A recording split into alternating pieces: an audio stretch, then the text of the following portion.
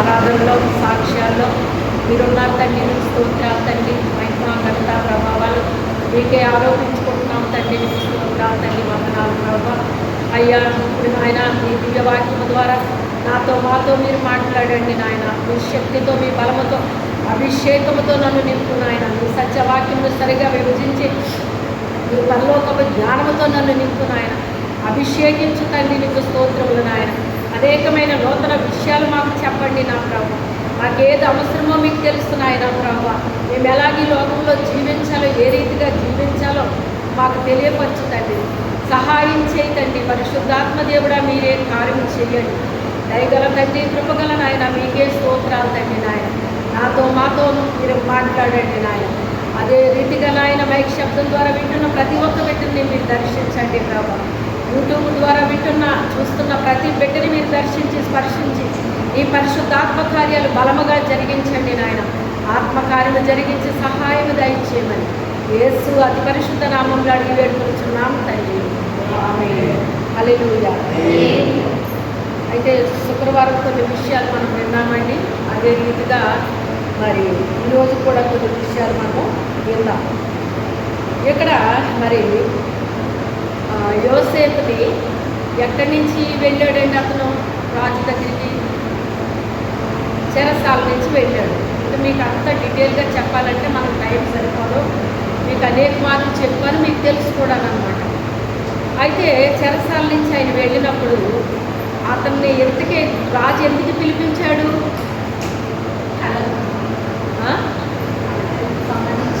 ఆయనకి 2 కళలు వచ్చినాయండి. ఆయనకి 2 కళలు వచ్చినాయి అన్నమాట. ఆ 2 కళలో మీరు చెప్పండి, దాని భావం కూడా మీరు చెప్పండి అని ఆ దేశంలో ఉన్న మాంత్రికుల్ని, గారడీ విద్య కలిగిన వాళ్ళని, ఇంకా ఎవరెవరో ఉంటారండి, సోదగాండ్రని, ఇలాగ చాలామంది ఉంటారన్నమాట. వాళ్ళందరినీ పిలిపిస్తే మేమేమన్నా దేవుడుమా దేవతలమా మేము ఎలా చెప్తాము, పోనీ కళ ఏంటో చెప్పండి, దాని భావం ఏంటో మేము చెప్తాము అంటే మీరు తప్పించుకోవడానికి ఇలా చెప్తున్నారా? మీరు కళ నేను మర్చిపోయాను, కళ మీరే చెప్పాలి, భావం మీరే చెప్పాలి అన్నాడు. ఇది భూమి మీద ఎవరు చెప్పేది కాదు, ఇది దేవతలు దేవుళ్ళు చెప్పే విషయాలు ఇవి, అంతే తప్ప బతుకున్న మనిషి ఎవరో కూడా చెప్పలేరు ఇలాంటివి అని చెప్పి అంటే అప్పుడు ఇంకా అయితే ఎవరో చెప్పేవాళ్ళు లేరా అని ఈ కళల వల్ల ఆయనకి కలవరం వచ్చేసింది. అది దేవుడు బిడ్డలకు మాత్రమే కళలో ఇవ్వడండి, దర్శనాలు ఇవ్వడం. కొంతమంది అన్యులకి కూడా దర్శనాలు ఇస్తాడో కళలు ఇస్తాడండి. మనకు మాత్రమే ఇస్తాడని మనం అనుకుంటాం అన్నమాట. కానీ ఇక్కడ రాజు అన్యుడా లేకపోతే దేవుని బిడ్డ అండి? అన్యుడు. ఇప్పుడు అన్యుడికి ఇచ్చాడు. ఇంకా చెప్పాలి అంటే మనకేమన్నా వస్తే దాన్ని మనకి తెలిసిపోతే పర్వాలేదు, లేకపోతే మనకు తెలిసిన వాళ్ళు అడుగుతాము. అక్కడి నుంచి కూడా సరైన సమాధానం రాకపోతే సర్లే ఏది ఏమైతేలే అని అనుకుంటాం మనం. కానీ అన్యులు అలా కాదండి. బాబోయ్ ఇది ఏ జీవికి వచ్చేసిందో, దేనికి వచ్చేసిందో, ఏం జరగబోతుందో అని వీళ్ళకి చాలా భయం అనిపిస్తుంది అన్నమాట. అయితే ఈ రీతిగా ఆయనకి చాలా భయం పట్టుకుందనమాట. ఇదేంటి నాకు వచ్చిన కళలకి అర్థమే చెప్పేవాళ్ళు లేరా, దాన్ని చెప్పేవాళ్ళు లేరా, ఎంత గుర్తు చేసుకుని అతను గుర్తు రావట్లేదు. మనం కూడా కొన్నిసార్లు వచ్చినాయి మర్చిపోతామండి. మరి మళ్ళీ ఎలా గుర్తొస్తాయి? మీకు గుర్తొస్తాయా? ఎలా గుర్తొస్తాయి? అప్పుడు వస్తున్నాయా? దేవునితో నేనైతే అలా గుర్తు చేసుకోవడానికి చాలా ప్రయత్నం చేస్తాను. ఇంకోటి వస్తుంది కానీ ఇంకోటి రాదు. అప్పుడు నాకు కొంచెం ఆత్మత ఎక్కువ అవుతుంది అన్నమాట, దాన్ని తెలుసుకోవాలని. పరిశుద్ధాత్మదేవ నేను మర్చిపోయాను, నేను ఏదో చూపించావు కానీ నేను మర్చిపోయాను, నాకు జ్ఞాపకం చేయి తండ్రి అని అడిగినప్పుడు సడన్గా అది రాత్రి నాకు ఎలా చూసానో అలాగే గుర్తొచ్చేస్తుంది అన్నమాట. అది ఆ రీతిగా దేవుడు నాకు తెలియపరుస్తారన్నమాట. ఇక్కడ ఈ రాజు చాలా భయానికి లోనైపోయాడండి. దేనికి లోనైపోయాడు? భయానికి లోనైపోయాడు అనమాట. మీరిద్దరు కాస్త అలా జరగండి. భయానికి లోనైపోయాడు. లోనైపోయి ఇంక నాకు చెప్పేవాళ్ళే లేరా అని, ఇంత రాజ్యం ఉంది, ఇంతమంది ఉన్నారు, కానీ ఏ ఉపయోగం లేని ఈ ప్రజలు ఉన్నా ఒకటే లేకపోయినా ఒకటే అన్న స్థితి వచ్చేసింది ఇప్పుడు ఆయన. వచ్చేసి చాలా కంగారు పడి భయపడ్డాడు అనమాట. ఆయన దగ్గర భిన్నందించే ఒక ఆయన ఉన్నాడు. ఆయనకు ఒక విషయం గుర్తొచ్చిందా? గుర్తు చేశాడా దేవుడు? దేవుడు కార్యం చేయడం ప్రారంభిస్తే అది ఇక మన ప్రమేయం ఉండదు.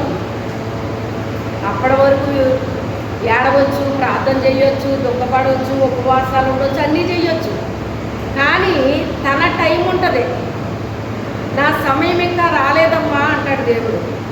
అంటే మనం అనుకున్న సమయంలో ఎప్పుడు కూడా ఏది జరగదండి. ఏ సమయంలో జరుగుద్ది మీకు ఎప్పుడు చెప్తాను నేను. దేవుడు అనుకున్న సమయంలో జరుగుతుంది. మనం అడిగినా అడగకపోయినా జరుగుతుంది అని చెప్తూ ఉంటానండి. ఇప్పుడు ఏసేపు ఏమన్నా అడిగాడా దేవుణ్ణి? అడగలా. రొటీన్ లైఫ్, ఉదయం లేవడం సాయంత్రం వరకు అది రొటీన్గా అలా జరిగిపోతుంది. మన జీవితాల్లో కూడా అంతే. ఉదయం లేస్తాం, లేచిన దగ్గర నుంచి గంట కొడతా ఉంటుంది. ఆ గంట కొట్టే లోపల అన్నీ ప్రిపేర్ చేసుకోవాలి మనం. ఇంట్లో వాళ్ళు ఆ గంటలు కూడా ఆపాలి మనం కదా. మీ పిల్లలకి మీ భర్తలు పెట్టుకోవద్దా? ఎంత ప్రాసెస్ ఉంటుంది. రాత్రి పడుకునేంత వరకు ప్రాసెస్ ఉంటుందండి. మళ్ళీ తెల్లారు లేచిన తర్వాత మళ్ళీ స్టార్ట్ అవుతుంది అన్నమాట. అంటే ఇదంతా కూడా అలాగే ఏదో కాలచక్రంలా తిరుగుతూనే ఉంటుంది అన్నమాట. రొటీన్గా తిరుగుతూనే ఉంటాయి. కొన్ని విషయాలు మారొచ్చు, కానీ ఈ తినే విషయంలో, తాగే విషయంలో ఇది మాత్రం ప్రతి జీవికి, ప్రతి కుటుంబానికి ఉండేదేనమాట. ఆయన గిన్నెందించే టైంలో ఆయన బాధను చూసి, అయ్యో రాజుగారి ఎంత బాధపడటం ఎప్పుడు చూడలేదు, ఏంట్రా అసలు మన రాజ్యంలో నాకు కథ చెప్పేవాడే లేదా, ఎవరోనే ఇది వరకు ఇన్ని విషయాలు చెప్పేవారు కదా వీళ్ళు, ఇప్పుడు ఎందుకు చెప్పలేకపోతున్నారా, ఏమైంది వీళ్ళకే అంటే ఇది మంత్రాలతో తంత్రాలతో తెలియపరచబడే విషయం కాదు. ఇది కొన్ని సాతాన శక్తులు కూడా చెప్తాయండి. మీకు తెలుసు వాళ్ళ దగ్గరికి వెళ్తే ఎలాగా అలాగా అని చెప్తారు. అది ఒకప్పుడు నాకు తెలిసేది కాదు.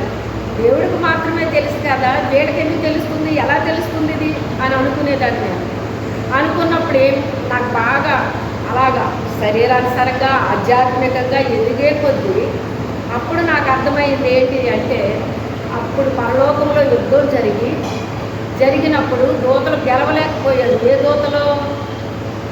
సాతాను దూతలు. ఆ దూతల్ని సాతాన్ని కిందకి ఆయన నెట్టి వేసినట్టుగా ఉంటుంది అనమాట. మీకు ఇక్కడ స్థానం లేదు అని నెట్టి వేస్తే వచ్చి పడినాయి అనమాట అండి. ఆ రీతిగా వాటి యొక్క మహిమని దేవుడు తీసుకోలేదటండి. వాటి యొక్క మహిమను దేవుడు తీసుకోలేదు. అందుకే ఆ శక్తి వాటిలో పనిచేస్తుంది అనమాట అండి. ఆ శక్తి పనిచేయొచ్చు, కానీ దేవుని శక్తి ముందు నిలబడలేదు. దేవుని శక్తి ముందు అది కొంతవరకే పని చేయగలదు, కంప్లీట్గా మాత్రం పని చేయలేదన్నమాట. యావండి తండ్రి కంటే పిల్లోడు ఎప్పుడు శక్తివంతంగా ఉంటాడా? మనం పిల్లలు బలపరుస్తూ ఉంటాం, ధైర్యపరుస్తూ ఉంటాం, ఇది చెయ్యి అది చెయ్యి నువ్వు చేయగలవు ఇలా ప్రోత్సహిస్తూ ఉంటాం. కానీ రమారమి ఏదన్నా చేయాల్సి వచ్చేటప్పటికి ఆ పిల్లోడు చేస్తాడా, మనం చేస్తామా? అంతే. తండ్రి కూడా అంతే. మనం చేసేంత వరకు మనల్ని వదిలిపెడతాడు.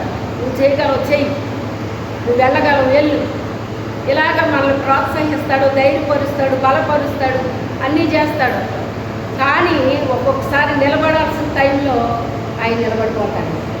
దావీదుకి మరి నిలబడ్డాడా లేదా? అక్కడ యుద్ధం యెహోవాదే అన్నప్పుడు నిలబడ్డాడా లేదా? ఆయన అలా నిలబడతాడు మన పక్షాన్ని. మనం చేయగలిగింది మనం చేస్తాము, మనం చేయలేనిది దేవుడు చేస్తాడండి.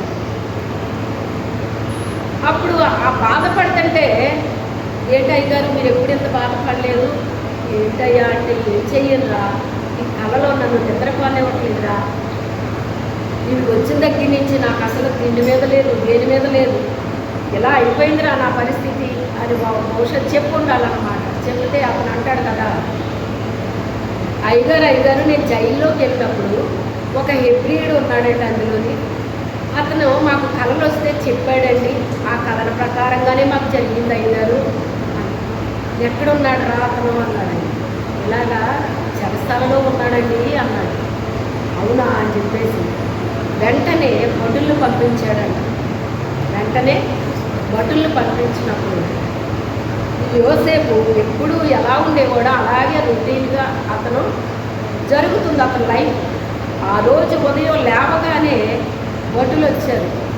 భటులు వచ్చినప్పుడు ఎందుకోసం వచ్చారు అంటే యోసేపు కోసం వచ్చాము అని చెప్పారు. అలా నా కోసం రావడం ఏంటి అంటే, మాకు తెలియదయ్యా, మిమ్మల్ని రాజుగారు తీసుకురమ్మన్నారు. నన్ను రాజుగారు తీసుకురమ్మన్నారా? ఇంకా నా మీద ఏమి అభియోగం చెయ్యబోతున్నారు? ఇప్పటికే నేను అవమానం పాలు అయిపోయాను, ఇక్కడ చెరసాల్లోకి వచ్చేసాను. ఇంకా నన్ను ఏం చెయ్యాలనుకుంటున్నాను? ఇది నా దేశం కాదు, నాకెవరూ లేరు ఇక్కడ. ఇప్పుడు నన్ను ఏం చేయబోతున్నారు? రాజు అంటే అది సామాన్యమైన విషయమా? రాజు దగ్గర పనిచేసే వ్యక్తే పొతిఫరు ఇంట్లో నుంచే అతను చెరసాల్లోకి రావాల్సి వచ్చింది. ఇప్పుడు ఆ దేశానికే అధికారి ఆయన పంపించాడు అంటే ఇంకెంత భయం అనిపిస్తుందండి? భయం అనిపిస్తే, అయ్యా మీరంత భయపడేది ఏమీ లేదు, రాజుగారికి ఏయో కళలు వచ్చినాయి అంట, ఆ కళలు మీరు చెప్పాలని చెప్పేసి పంపించారు అయ్యగారు అని ఆయన శుభ్రంగా మంచిగా స్నానం చేయించి, మంచి వస్త్రాలు తొడిగించి, మెడకు ఒక గొలుసు వేయించి, మొత్తం ఎప్పుడూ లేనంత ఒక టీవీగా అతన్ని తీసుకెళ్ళారన్నమాట అండి. హల్లెలూయా. దేవుడు మనల్ని హెచ్చించినప్పుడు అన్ని రోజుల్లాగే మనం ఆ రోజు కూడా లేస్తాం. ఆ రోజు ఒక ఏదో టర్నింగ్ పాయింట్ మన జీవితంలో వచ్చినప్పుడు అది ఎక్కడికి తీసుకెళ్తుందో మనకు తెలియదు. అన్ని రోజుల్లాగే జరుగుతుంది. ఆ రోజు అలాగే లేస్తాం. అయితే దేవుడు మనల్ని ఆయన సమయం వచ్చినప్పుడు మన జీవితాల్లో ఎలా కార్యం చేస్తాడో మనకే తెలియదు. అయితే ఆయన ఎప్పుడూ లేని ఆ స్నానం చేయించడం ఏంటి, ఆ క్షౌరం చేయించడం ఏంటి, మంచి వస్త్రాలు ఆయన తొడిగించడం ఏంటి, ఆయన మెడకి గొలుసు వేయడం ఏంటి, చేతికి ఉంగరం పెట్టడం ఏంటి, చక్కని చెప్పులు తొడిగించడం ఏంటి, ఆయన తీసుకెళ్ళడం ఏంటి? ఏం జరుగుతుంది నాకు? ఏమీ జరుగుతుంది నాకు? ఇది కళ నిజమా? ఒక్కోసారి కళ కూడా మనకు నిజంలాగా అనిపిస్తుందండి. నిజంగా జరుగుతున్నట్టే అనిపిస్తుంది. అయితే అప్పుడు ఒక్కొక్కసారి న్యాచురల్గానే జరిగేటప్పుడు మనకేమనిపిస్తుంది అంటే, ఏంటి ఇది కళ నిజమా? నాకేంటి ఇలా జరగడం ఏంటి? నన్ను ఇలా తీసుకురమ్మంటం ఏంటి రాజుగారు? అసలు ఏం జరుగుతుంది అని కొంతమంది అంటే ఇలా గిల్లి చూసుకుంటారంటే, మీరు ఎప్పుడన్నా చూసుకున్నారు లేదు నాకు తెలియదు, కానీ ఇలా గిల్లుకుంటారంటండి. అది నొప్పి కొడితే ఇది కళ కాదు నిజమే అనుకుంటారంట. అలాగే వెళ్ళాడండి. వెళ్ళినప్పుడు రాజుగారి కళలు చెప్పాడు. మీకు తెలుసు అదండి. ఆ కళలు చెప్పినప్పుడు ఈయన దేవుడు ప్రార్థించాడు. ముందే ప్రార్థించినప్పుడు దేవుడు అతనికి జ్ఞాన వివేకాలు ఇచ్చాడు కదండి. దేవుని కొరకు భయభక్తులు కలిగి ఆయన త్రోవల్లో నడుస్తూ ఆయన యందు విశ్వాసం ఉంచి ఆయనకు నమ్మకంగా మనం జీవించినప్పుడు కొన్ని తలాంతులు మనకి ఇస్తాడండి దేవుడు. కొన్ని పుట్టుకతోటే వస్తాయండి. కొన్ని మనం జీవించే ఆ జీవన శైలిని బట్టి, ఆయన యందు మనం కలిగి ఉన్న భయభక్తులను బట్టి కొన్ని మనకి గిఫ్ట్లు ఇస్తూ ఉంటాడనమాట దేవుడు. ఒక్కొక్క వరాన్ని మనకి గిఫ్ట్ ఇచ్చినట్టు ఇస్తాడనమాట అండి. అమ్మో ఎంత పెద్ద గిఫ్ట్ ఇస్తాడనుకోలేదు నాకు అని ఆశ్చర్యం కలిగేలాగా ఇస్తాడనమాట. ఈయనకి ఇచ్చిన గిఫ్ట్ ఏంటి అంటే మంచి జ్ఞానము, మంచి వివేకము ఈయనకి ఇచ్చాడు దేవుడు. ఇచ్చినప్పుడు ఆయన అయ్యగారు మీకు ఏం కళ వచ్చిందయ్యా అని అడిగినప్పుడు ఇలా వచ్చింది అని చెప్పలేదు ఆయన. నేను కళ మర్చిపోయాను, ఆ కళ ఏంటో నువ్వు చెప్పాలి, కళ బావ కూడా నువ్వే చెప్పాలి అని చెప్పేసి అన్నప్పుడు అతను ప్రార్థన చేసినప్పుడు దేవుడు అతనికి బయలుపరిచాడండి. బయలుపరిచినప్పుడు ఆయన చెప్తున్నాడు, మీకు వచ్చిన కళలు ఇవి అన్నాడు. ఆయనకి సగం జవాబు దొరికేసింది. ఏంటి నాకు వచ్చిన కళ నేను చెప్పకుండా ఇతను చెప్పాడు అంటే ఇతను చాలా జ్ఞానవంతుడు అనుకున్నాడు ఆయన. అయితే వాటి యొక్క భావము, మీకు వచ్చిన కళలు రెండు, ఆ రెండు కళలకు కూడా ఒకటే. కళలు రెండే కానీ భావం ఒక్కటే. 7 సంవత్సరాలు సమృద్ధైన పంటలు పండుతాయి, ఆ తర్వాత 7 సంవత్సరాలు భయంకరమైన కరువు వస్తుంది అని చెప్పాడు. సమృద్ధైన పంటలు పండుతాయి అంటే ఎంత హ్యాపీ, తర్వాత కరువు వస్తుందంటే ఎంత భయము. ఇప్పుడు ఇది ఎలా జరగాలి? సమృద్ధి వస్తే ఖర్చు పెట్టేసుకోవడం చాలా బాగుంటుంది, మళ్ళీ కరువు వస్తే దాన్ని ఎదుర్కోవడం ఎలా అని అప్పుడు మరి ఏం చేయమంటావయ్యా అన్నాడు. ఏం లేదయ్య గారు, మీ దేశంలో మంచి జ్ఞానము వివేకము కలిగిన వ్యక్తిని మీరు చూసుకోండి. చూడండి, ఆ మాట చూడండి, మీరు చూపిస్తాను, చదువుకుని అండర్లైన్ చేసుకోండి. కాబట్టి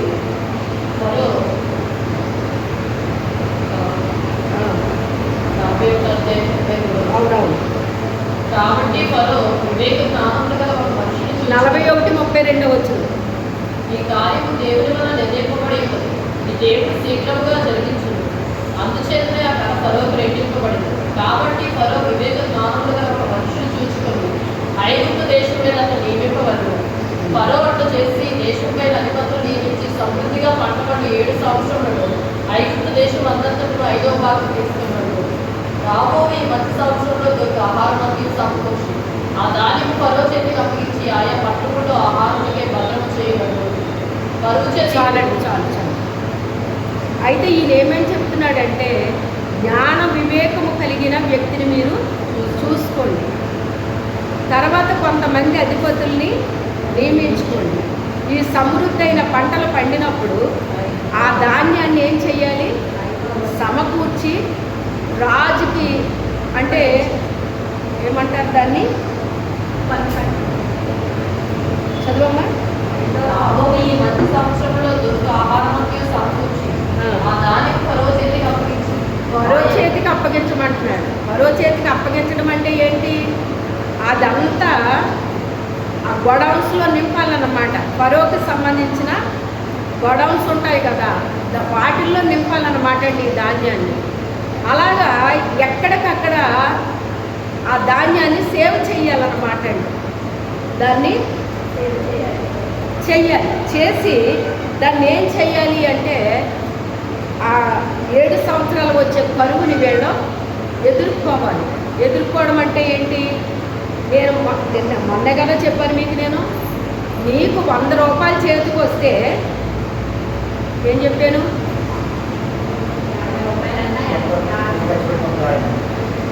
50 రూపాయలు ఖర్చు పెట్టండి, 50 రూపాయలు వెనక్కి పెట్టండి. కొన్ని వందలు పెట్టి కొనుక్కునే మాంసంలో ఎంత మనకు ఆరోగ్యకరమై ఉంటుందో అంతకంటే ఎక్కువైంది పప్పుల్లో పెట్టాడా, ఆకుకూరల్లో పెట్టాడా? అయ్యో మనకి ఏముంది, మనకి ఏం లేదు కదా, మనం ఏమన్నా మాంసం కొనుక్కోగలమా, మనం తినగలమా, అంత డబ్బు మనకి ఎక్కడదే అంటారండి చాలామంది వలన.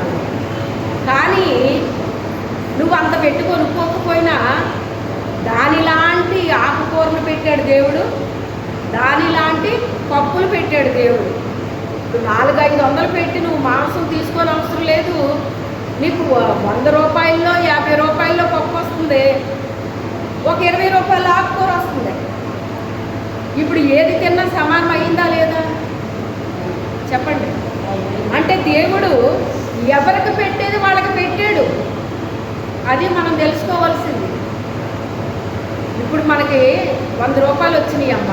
ఆ 100 రూపాయల్లో 50 రూపాయలు ఒక పక్కన పెట్టి 50 రూపాయలకి మనం తినలేమా చెప్పండి? తినగలమా లేదా? తినగలమా లేదా?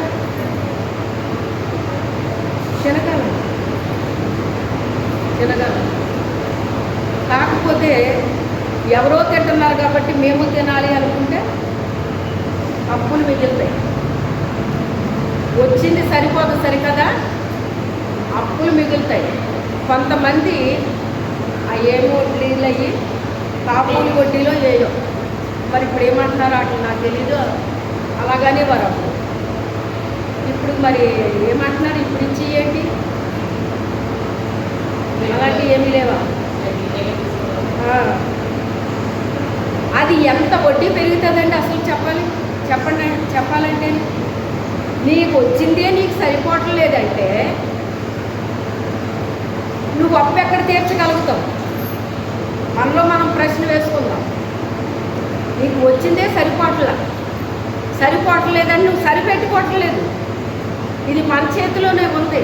అది ఖర్చు పెట్టుకున్నా మనమే, సరిపెట్టుకున్నా మనమే. అర్థమైందా? వచ్చిందే మనకు సరిపోనప్పుడు అప్పు ఎలా తీరుస్తారు? మీరు ఆలోచన చేయండి.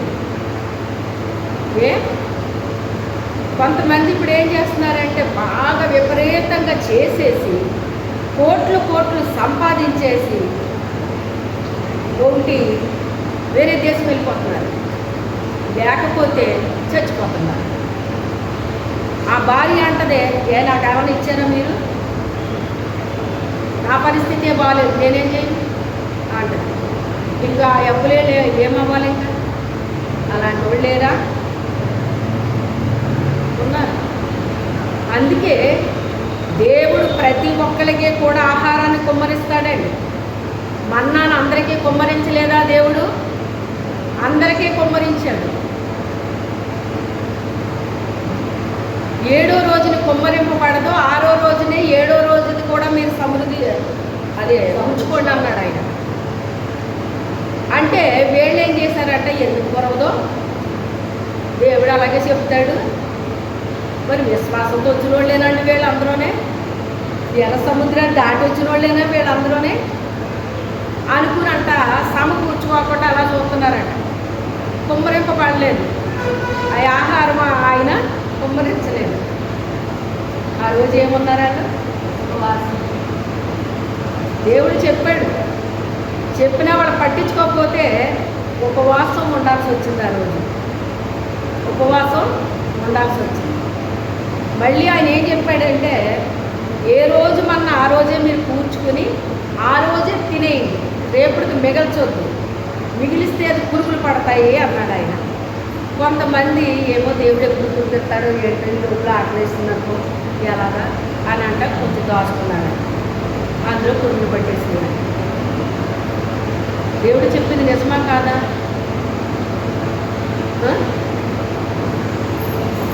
పురుగులు పట్టేస్తాయండి ఇప్పుడు. అంతే. మనం ఎక్కువ రైస్ ఏం చేసుకున్నాం అనుకోండి, అవి ఏం పడతాయి? పురుగులు పడతాయి. ఆ బ్యాలెన్స్ తెలియాలి మనకి. బ్యాలెన్స్ తెలియాలి అంటే మనకి ఏముండాలని చెప్పాడు ఇప్పుడు అక్కడ? జ్ఞానం ఉండాలి. రెండోది వివేకం. అంటే దాని అర్థం ఏంటో తెలుసా? దుష్టత్వాన్ని విడిచిపెట్టడమే వివేకం అని రాశాడు యోగులో. ఒకటి దుష్టత్వాన్ని విడిచిపెట్టాలంట, ఒకటి అదే వివేకం అంటున్నాడు. రెండోది జ్ఞానం కలిగి ఉండండి అంటాడు. ఏ జ్ఞానం అది? దైవ జ్ఞానం. మనమే కాదు, అన్యులు కూడా చక్కగా సేవ్ చేస్తారండి. కొంతమంది మరీ పిసినారితనంగా సేవ్ చేస్తారు. పిసినారితనం ఉండకూడదు, వెచ్చలవిడితనం ఉండకూడదు, రెండు ఉండకూడదు. అంటే అప్పుడు రాజు అంటాడు కదా, అలాంటి వాడు ఎక్కడ ఉన్నాడండి మాకు మా దేశంలో? మా దేశంలో వాడికి అంత జ్ఞానం ఉండకపోవాలి. మా దేశంలో వివేకవంతులు ఉండరు. నువ్వు ఎక్కడి నుంచి వచ్చావు, ఏంటి నీ కథ ఏంటి, నీ పరిస్థితి ఏంటి అని అడిగితే అన్నీ చెప్పేశాడండి. ఏది దాచలేదు. చెప్పినప్పుడు ఎవ్రీడు అయినప్పటికైనా నీ దేవుడు నీకేమిచ్చాడు? జ్ఞాన వివేకాలు ఇచ్చాడు. ఇక్కడ పొతీఫరు వాళ్ళని ఒక నిందేసి అందరూ చీ చీ చీ అనేటట్టుగా చేశారండి వీళ్ళు. ఇక్కడ రాజు ఇతను ఏమంటున్నాడు? ఇప్పుడు మెచ్చుకుంటున్నాడా లేదా? మెచ్చుకుంటున్నాడా లేదా? నువ్వు జ్ఞానము కలిగిన వాడివి, నువ్వు వివేకము కలిగిన వాడివి, నువ్వు దేవుని బిడ్డవి. దేవుని బిడ్డలకి ఏముండాలి? ఒకటి జ్ఞానము, వివేకం తప్పకుండా ఉండాలి మనకి. దుష్టత్వాన్ని విడిచిపెట్టాలి. అదే వివేకము. జ్ఞానము కలిగి ఉన్నటప్పుడు ఇంకొకరు మనకి చెప్పనవసరం లేదు. మనమే దేవుడిచ్చిన జ్ఞానంతో, ఆయన ఇచ్చిన ఆలోచనతో మనం చేస్తూ ఉంటామన్నమాట. నువ్వు సంబంధించిన తెలివితేటలు ఉంటాయండి, కొన్ని దెయ్యము తెలివితేటలు ఉంటాయండి, ఇలాంటివి చాలా రకాలు ఉంటాయి. కానీ అవి కాదు మనం పొందుకోవాల్సింది. దైవ జ్ఞానాన్ని పొందుకోవాలి. ఏం పొందుకోవాలి? దైవ జ్ఞానాన్ని పొందుకోవాలి. నీ వంటి దైవ జ్ఞానము కలిగిన వాడు, వివేకం కలిగిన వాడు మా దేశంలో ఎవడో లేడు. ఆ పని నువ్వే చెయ్యాలి అన్నాడు ఆయన. ఇప్పుడు అది నాకు కావాలి కావాలని ఏమైనా వెళ్ళాడో ఇప్పుడు ఆయన అక్కడికి? దేవుడు మనకి ఏది ఇవ్వాలనుకుని మనకు ఒక తర్ఫీదునిచ్చాడో ఆ తర్ఫీదు కంప్లీట్ అయిన తర్వాత ఒక్క నిమిషం కూడా దేవుడి కళ్ళులో ఆ పనిలో వచ్చాడు. దేవుడు తీసుకురావాలి మనల్ని, అంతే తప్ప మనంతట మనం వెళ్ళిపోకూడదు. దేవుడు తీసుకెళ్ళాలి. దేవుని దూత నన్ను తీసుకొచ్చిందండి బయటికి, నేను రాలేదు. ఆయన దూత వచ్చి తీసుకొచ్చింది నన్ను. ఇక్కడికి ఈ పని చాలు, నెక్స్ట్ నీకు ఇంకా పని ఉంది. మొదట స్త్రీల సదస్సు జరిగినప్పుడు ఒక ఆవిడ అనేవారు నన్ను బాగానే, పెద్ద ఆవిడ అన్నమాట, మంచి ఆవిడే, నేనంటే చాలా ఇష్టం, మంచి ఆవిడ. తను రెండమ్మా రెండమ్మా రెండమ్మా అనేసి అని, అమ్మ నేను కావాలని రాలేదు, దేవుడే నన్ను తీసుకొచ్చాడు అంటే ఆవిడకి అస్సలు అర్థమయ్యేది కాదంట. అర్థం అవ్వకపోతే స్త్రీల సదస్సు పెట్టినప్పుడు మొదటి లైన్లో కూర్చున్నారంట ఆవిడ. కూర్చున్నప్పుడు ఆ స్త్రీల సదస్సు జరిగించినప్పుడు మేము పిలిచిన పాస్టర్ అమ్మగారు ఉదయం ఒక గంటన్నర మాట్లాడేసి ఇక్కడ ఆవిడ మాట్లాడలేకపోతున్నాయి. నేను చూస్తున్నాను ఆవిడని, కొంచెం పెద్ద వయసు ఆవిడ కదా, మరి చూస్తుంటే ఆవిడ ఇంక ప్రార్థన అది చేయలేకపోతున్నారన్నమాట. కొంచెం షేక్ అవునట్టు అవుతున్నారు ఆవిడ. అప్పుడు మన వయసు మరి చిన్నది కదా, కొంచెం యాక్టివ్గా ఉన్నాను. వెంటనే వెళ్ళి మేక పట్టుకున్నాను అన్నమాట. పట్టుకునేటప్పుడు ఆయన వెంటనే వెళ్ళి కూర్చోండి అక్క అన్నాను. కూర్చున్నారు ఆవిడ. కూర్చుని వాటర్ తాగి కూర్చున్నారు ఆవిడ. ఆ తర్వాత నేను ప్రార్థన చేయడం ప్రారంభించాను. మొత్తం మీద అది క్లోజ్ అయిపోయింది. అది ఇంకా నేను చేసిన కార్యాలు ఆవిడకి చాలా నచ్చేసినాయి అంటండి. నచ్చేసి ఆవిడని ఎవరు పిలిచారో ఆ పాస్టర్ గారిని కలిశారట ఆవిడకి. కలిసి ఆవిడ ఎన్నో మీటింగ్, ఇది ఎంతకాలం చేస్తున్నారు ఈ మీటింగ్స్ అని అడిగిందంట. లేదక్క ఇదే ఫస్ట్ టైము అన్నారంట. ఫస్ట్ టైమా? ఆవిడ ఫస్ట్ టైంలో జరపట్లేదు, చాలా ఎక్స్పీరియన్స్ ఉన్నట్టుగా చేస్తున్నారు ఆవిడ అనేసి నేను చేసిన ఏయో ఆవిడకి నచ్చినాయి అంట. నచ్చినవి ఆవిడ చెప్తుందంట. వీళ్ళు అలా చేస్తున్నారు ఆవిడ. అయినా గ్రౌండ్ అంతా చాలా మహిమతో ఉంది, అక్కడ చాలా ప్రార్థన ఉంది, చాలా మహిమకరంగా ఉన్నది అని చెప్పి ఆ మహిమను ఆవిడ చూసిందండి. అక్కడున్న దైవ సన్నిధిని చూసింది. ఎంత ప్రార్థన ఉంటే అది జరుగుతుందో, ఆ దేవుని సన్నిధి ఎలా ఉందో, ఆయన మహిమ ఎలాగ అక్కడ ప్రకాశిస్తుందో అదంతా గమనించి చెప్తున్నాను కదా. అది ఆ కలిగిన వాళ్ళకే అది అర్థమవుతుంది, కానీ అందరికి అర్థం కాదు. అన్నప్పుడు ఆయన పాస్టర్ అన్నారంట, అంటే మరి మాలాంటి వాళ్ళు మాత్రం చేస్తూ ఉంటాం కదా, అలా చూసి చేశారేమో ఆవిడ అంటున్నారండి. వాళ్ళని నేనేం చూస్తాను, నేను మీటింగ్ అంటే వెళ్ళి కూర్చోవడం, నాకు పాటిస్తే పాట పాడటం, ప్రార్థనిస్తే ప్రార్థన చేయడం అంతే తప్ప వాళ్ళు ఏం చేస్తారు ఏంటి నేను ఎప్పుడూ గమనించేదాన్ని కాదండి. గమనించడానికి నేనేమన్నా సేవకురాలు అవుతానని నేను అనుకున్నానా? ఆయన ఎప్పుడు నేను ఎవరిని ఫాలో అవ్వను. నాది కేవలం దేవుడు నన్ను ఎలా నడిపిస్తే నేను అలా నడుస్తాను తప్ప, ఆయన హయాంలో నేను ఉంటాను తప్ప నా హయాంలో నేను ప్రయాణాలు చేయను.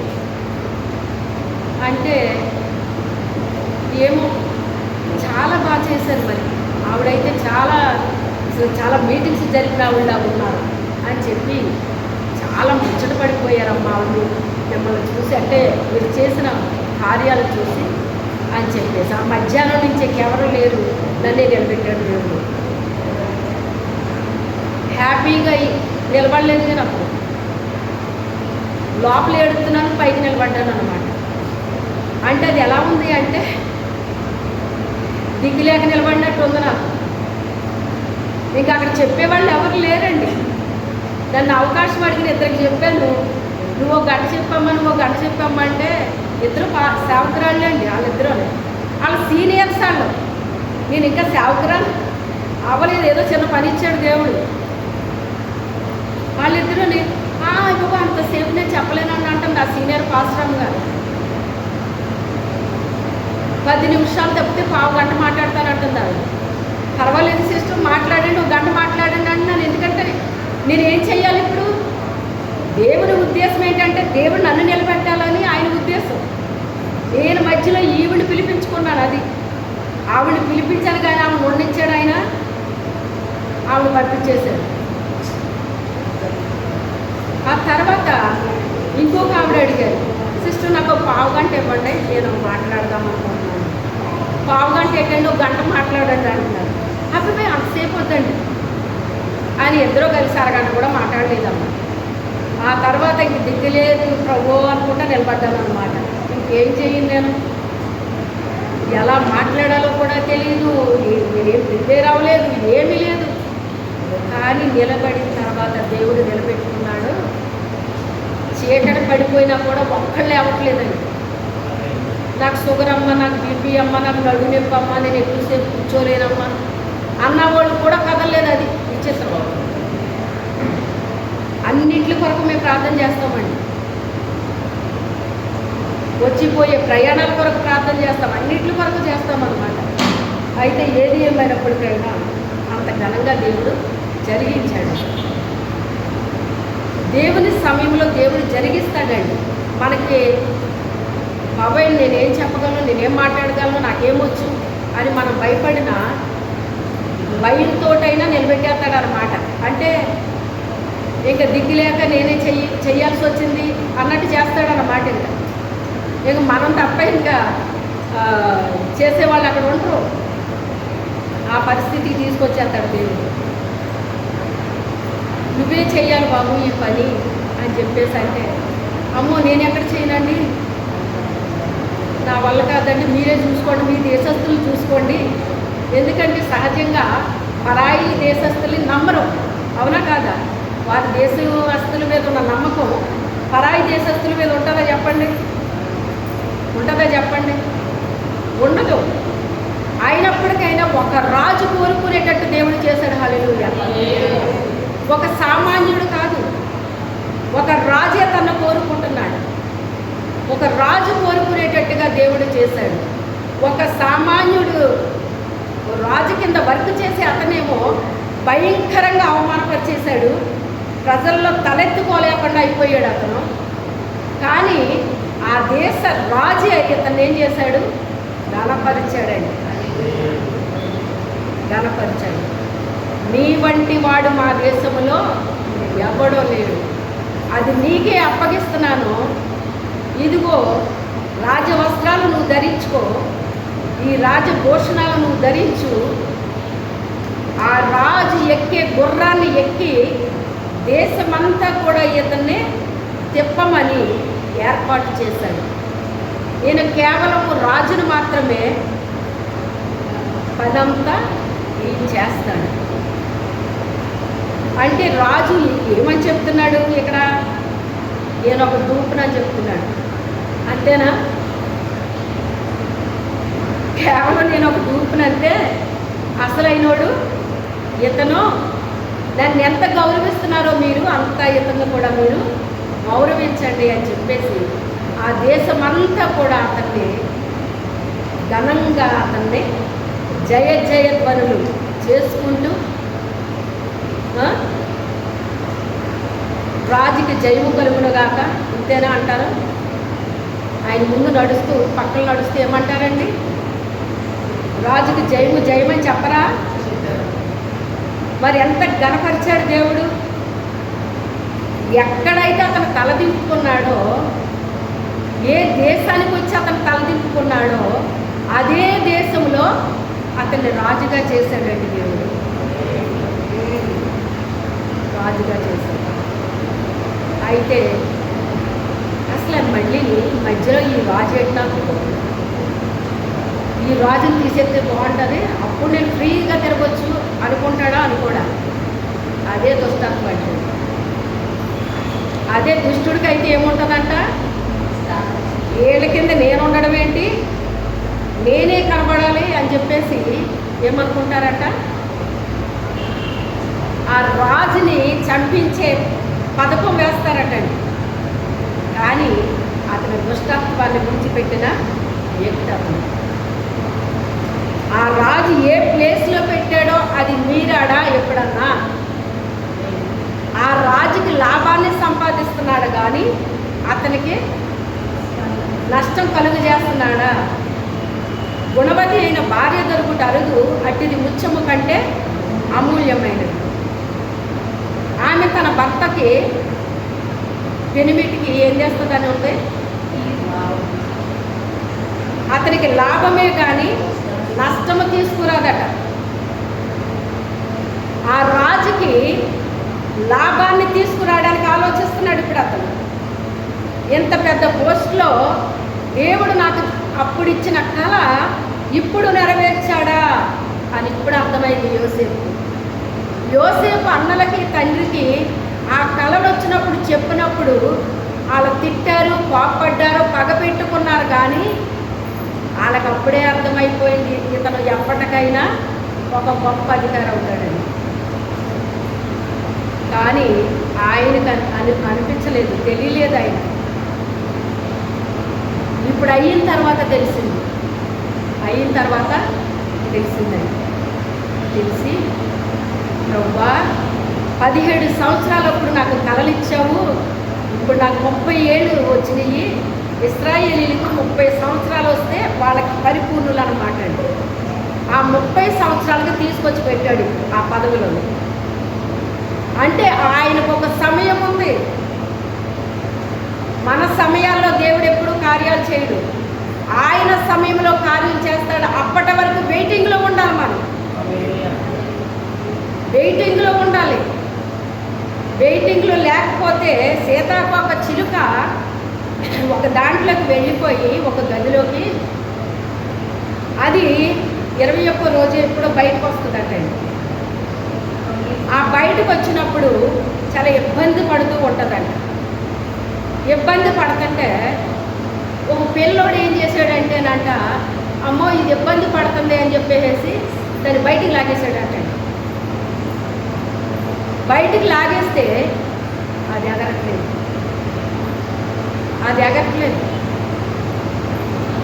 మీరు కూడా మీకు ఎంతవరకు నేను హెల్ప్ చేయాలో అంతవరకే చేస్తాను, మొత్తం చేయండి. నేను మొత్తం చేస్తే మీరు ఎగరలేరు.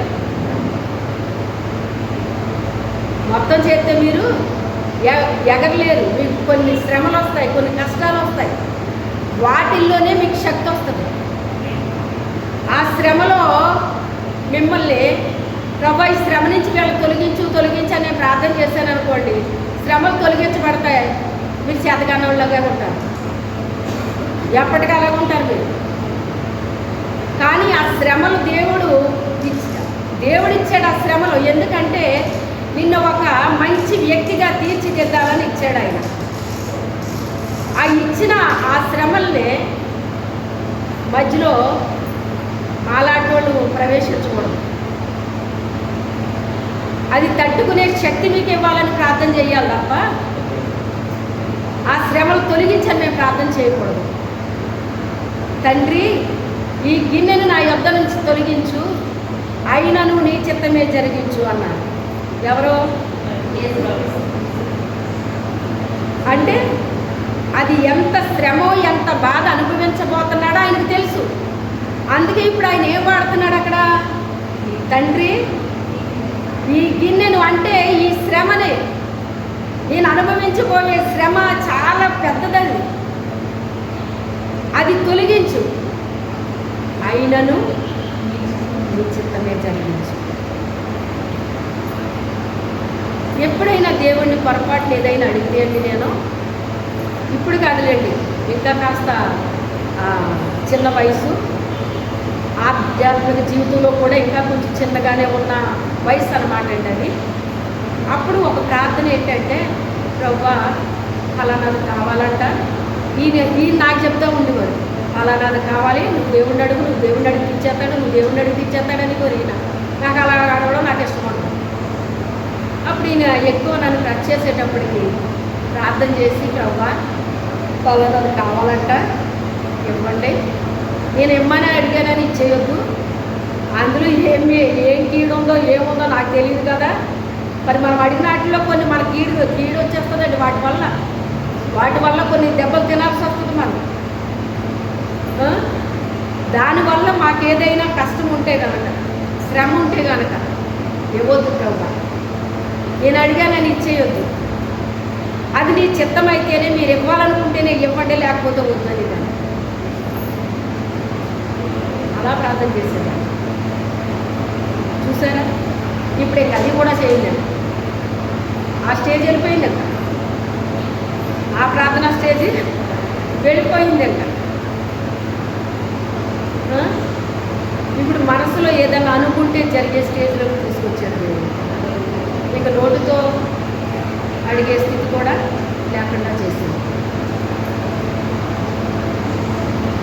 ఆయన ఎంత అవమానం పొందాడో దేశంలో, ఎంత ఎగతాళి అయిపోయాడో, అంత ఘనత ఇక్కడ దేవుడు ఇచ్చాడు. ఎక్కడ మనం తల దింపుకున్నామో అక్కడే మన తల పైకి ఎత్తుతానంటాడు, ఇంకో చోట తీసుకెళ్ళి ఎత్తుతానంటాడు.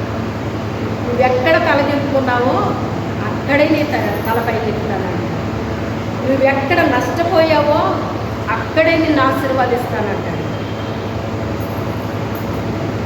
ఎక్కడ ఏది జరిగిందో మనకి అదే ప్లేస్లో మనకి ఘనతనిస్తాడండి. అవన్నీ ఆయన వశంలో ఉన్నాయి, అవన్నీ ఆయన వశంలో ఉన్నాయి. అయితే నాకు ఇచ్చేశాడు కదా, ఈ రాజుని కథం చేసేస్తే మొత్తానికి నేను రాజు అయిపోతాను అని అనుకున్నాడండి ఆయన. రాజు ఏ పని చెప్పాడో అదే పనిలో నమ్మకంగా యథార్థంగా కష్టపడి రాజుకి లాభము చేకూరుస్తున్నాడండి అతను. ఆయన నువ్వే రాజు అని చెప్పినా ఇక్కడి నుంచి అంత ఎత్తేగల, మనమైతే ఇంకంతే కదా, మనమైతే అంతే. ఆయన అంత ఎత్తేగలేదు, ఎందుకంటే ఇది బాధ్యత. ఇది ఆ రాజు ఇతన్ని నమ్మాడు అంటే, ఇతని హెబ్రీలు కుర్రోడు, ఈ కుర్రోడిని ఒక రాజు నమ్మాడు అంటే అతన్ని నమ్మరు కదా. అసలు రాజు ముందే నమ్మడు, అక్కడ ఉన్న ప్రజలు నమ్మలేదు, రాజు అసలే నమ్మడు. అలాంటప్పుడు ఎంత జాగ్రత్తగా ఆయన నమ్మాడు కనుక అతనికి మేలు చెయ్యాలి అని కాకుండా, దేవుడే ఈ పోస్టులో నన్ను పెట్టాడు, నేను దేవుని యొక్క ప్రతినిధిగా, అంటే దేవుడు నాలో ఉన్నాడు అని ఎదుటి వాళ్ళు చూసేటట్టు మనలో దేవుణ్ణి చూడాలండి. ప్రజలు మనలో దేవుణ్ణి చూడాలి. మన నమ్మకత్వాన్ని మనం వదిలేసుకోకూడదు. అవతల వాళ్ళ పరిస్థితులను బట్టి మన నమ్మకత్వాన్ని మనం పోగొట్టుకోకూడదండి. మన నమ్మకత్వమే, మన యథార్థతే మనయ్యే మనల్ని హెచ్చిస్తాయని వాక్యం చెప్తుంది. నీ వినయము నిన్ను హెచ్చిస్తుంది అంటాడు. నీ యథార్థత నిన్ను హెచ్చిస్తుంది అంటాడు. మనం యథార్థంగా జీవిస్తున్నామని ప్రజలకు తెలిసినా తెలియకపోయినా మన దేవుడు మాత్రం మన యథార్థతను బట్టి మనల్ని ఏం చేస్తాడట? హెచ్చిస్తాడట, ఘనపరుస్తాడట, మహిమపరుస్తాడట. నన్ను ఘనపరచు వారిని నేను ఘనపరుస్తాను. అతన్ని నిందించినప్పుడు, అవమానించినప్పుడు అతని విధంగా చేయొచ్చు రాజు అక్కడ ఉన్న వాళ్ళని, కానీ ఏమీ చేయలేదు. నిజంగా తప్పు చేసినోడు ఎలాగెళ్తాడో జైలుకి అలాగెళ్ళిపోయాడు. తప్పు చేసినోడు జైలుకి వెళ్ళడానికే ఇబ్బంది పడిపోతాడు, కానీ తప్పు చేయనోడు జైలుకి వెళ్ళాలంటే ఎంత బాధ అండి, అది ఎంత అవమానం. అది అతను ఎంత అవమానపరచబడ్డాడో ఆ దేశం అంత ఘనతనిచ్చేశాడు దేవుడు. హల్లెలూయా. అక్కడే కాదు, ఆ దేశం అంతా ఘనతనిచ్చాడు దేవుడు. అయితే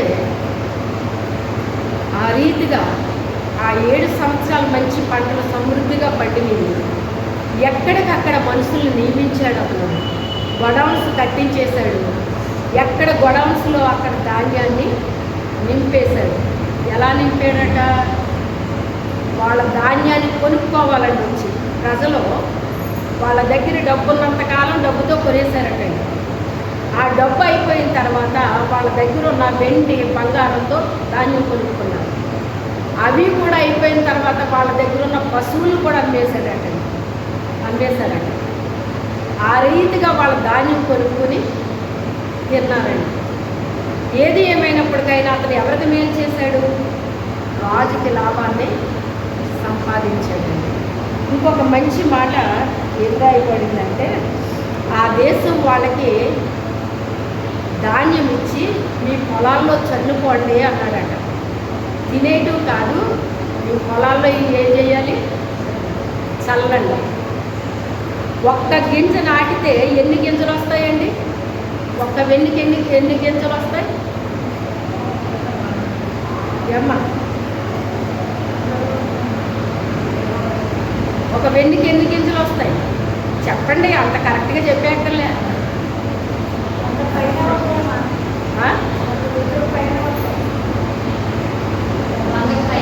100కి పైన ఒక్క గింజకే.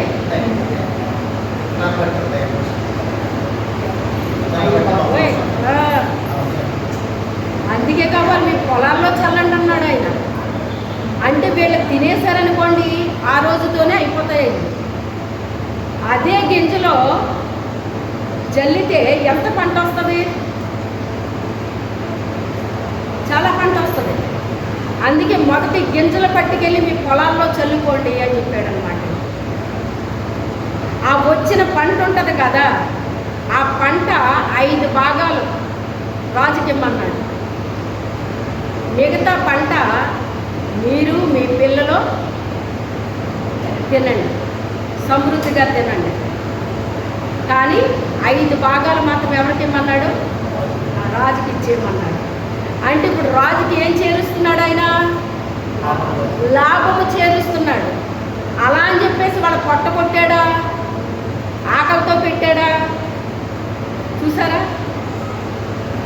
దేవుడు మనకిచ్చే జ్ఞానం వేరుగా ఉంటుందండి. దేవుడు మనకిచ్చే జ్ఞానం వేరుగా ఉంటుంది. దేవుడు తన ప్రేమించిన వారినంట గద్దించి శిక్షిస్తాడు అని ప్రకటన గ్రంథంలో రాయబడింది. సామెతల్లో ఏమంటాడంటే, ఆయన నిన్ను గద్దించినప్పుడు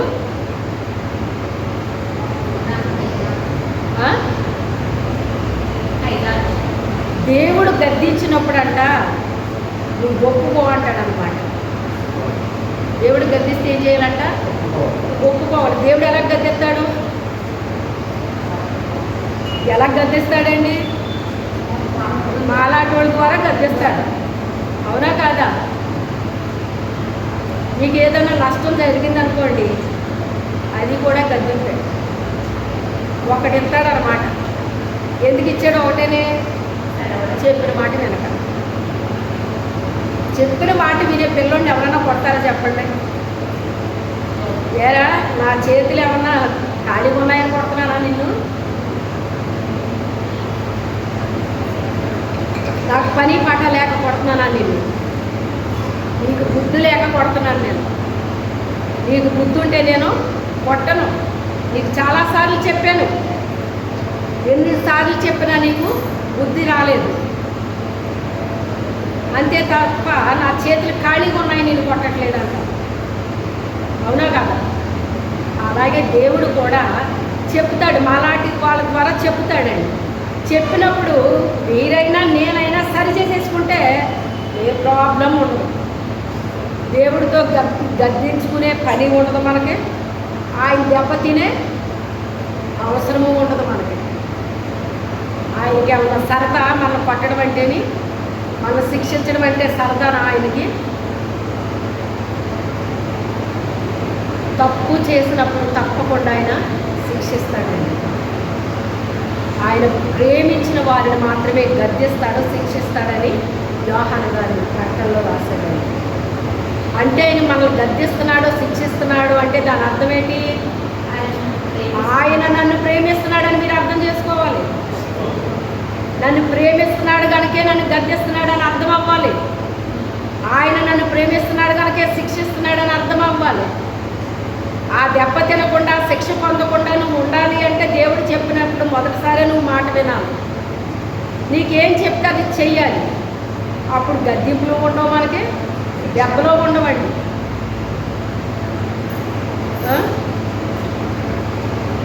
ఆయన రాజుకి లాభాన్ని ఎలా సంపాదిస్తున్నాడో చూసారా?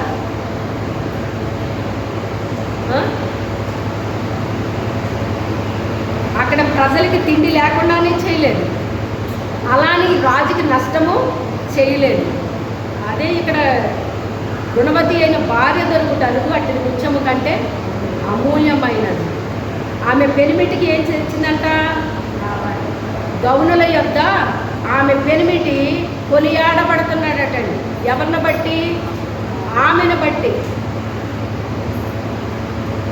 బుద్ధిమంతురాలైన భార్య, యోగ్యురాలైన భార్య తన పెనిమిటికి కిరీటం లాంటిదటండి. మన భర్తకి మనం ఎలా ఉండాలి? కిరీటంలా ఉండాలంటే తల మీద పెట్టుకునేటట్టు ఉండాలన్నమాట. కాలు కింద చెప్పులా కాదు, పక్కలో బళ్ళులా కాదు. భార్యను ఎక్కడ పెట్టుకోవాలట అంటే నిజంగా తీసుకెళ్ళి ఎత్తి మీద కూర్చోబెట్టుకోవడం అని అర్థం కాదు ఇది. ఆమె యొక్క ప్రవర్తన బట్టి, ఆమె యొక్క క్రియలను బట్టి ఆ భర్తకి ఏమొస్తుందంటే బయట ఘనత వస్తుందండి. యోగ్యురాలైతే తన పెనిమిటికి కిరీటం లాంటిది అని చెప్తున్నాడు అన్నమాట. ఎస్తేరు యోగ్యురాలా కాదా? రూతు యోగ్యురాలా కాదా? తనకు తాను యోగ్యుడని అనుకోవడం కంటే దేవుడు యోగ్యుడు, యోగ్యురాలు అంటే అది నిజమైందంట.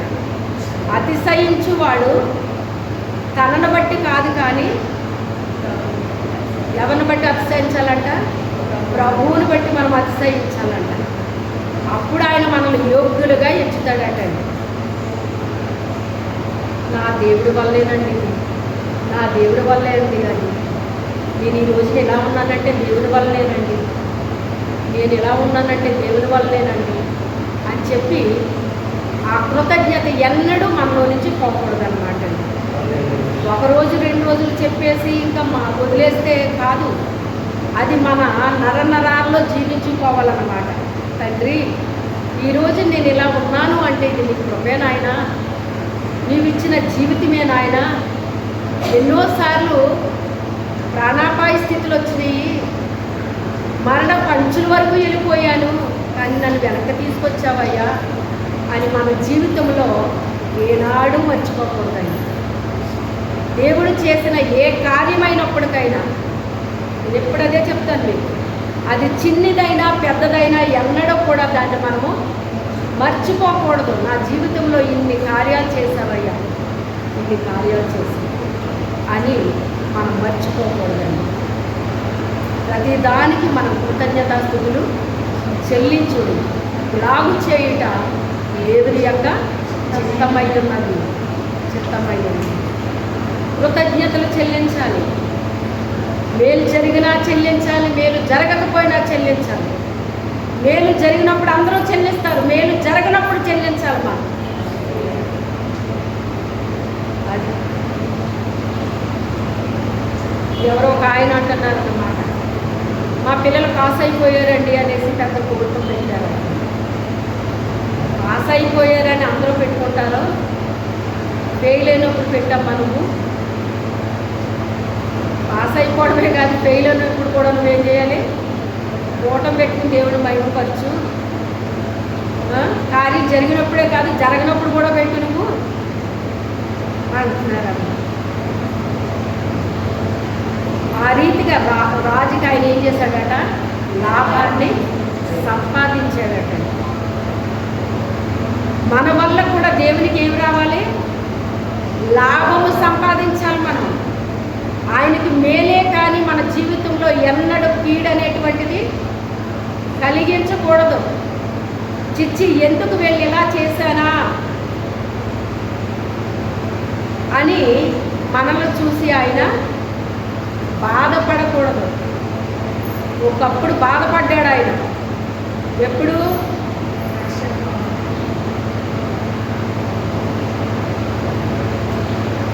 అంటే జలప్రళయానికి ముందు. ఎప్పుడు? ఎందుకు వీళ్ళని చేశానా అని ఆయన బాధపడ్డాడండి. ఆదికాండం 6వ అధ్యాయం ఉంటుంది చూడండి. అవునా? వీళ్ళ తలంపులు, వీళ్ళ ఆలోచనలు కేవలము చెడ్డవి. వీళ్ళ ఆలోచనలు చెడ్డయి, వీళ్ళ తలంపులు చెడ్డయి. వీళ్ళు మంచిగా ఉండాలంటే ఎలా ఉండాలి? వీళ్ళు మొదటి నుంచి కూడా వీళ్ళ ఆలోచనలు, తలంపులు చెడ్డవి అని ఆయన ఆలోచించి ఏం చెయ్యాలి? నేనే మారాలి. వాళ్ళు మారరు, నేనే మారాలి. మనము అంతేనండి. అవతలోళ్ళు మారరు, మనమే మారాలి. తెలుసా మీకు? దేవుడు ఎవరికైనా అదే చెప్తాడు. పెద్ద పెద్ద దైవజనులు సహితం చెప్పే మాట ఏంటో తెలుసా? ప్రభువా, భర్త మారలేదనుకోండి, ఆవిడ పెద్ద దైవజనుడు, లేదా ఆయన పెద్ద దైవజనుడు, భార్య సరైన భక్తి కలిగిన వ్యక్తి కాదు. అలాంటప్పుడు ప్రభువా ఆమెను మార్చు అని ఆయన, ప్రభువా అతను మార్చని ఈవిడి ప్రార్థన చేస్తేనంట దేవుడు చెప్పింది ఏంటో తెలుసా మీకు? వాళ్ళ కాదు, నువ్వు మారన్నాడంట. వాళ్ళ కాదు, నువ్వు మారు అన్నాడంట. అర్థమైందా? ముఖ్యంగా నేను అదే నేర్చుకున్నాను. ఇప్పుడు వాళ్ళ మారతారా మారరా అది కాదు, నేనే మారాలి.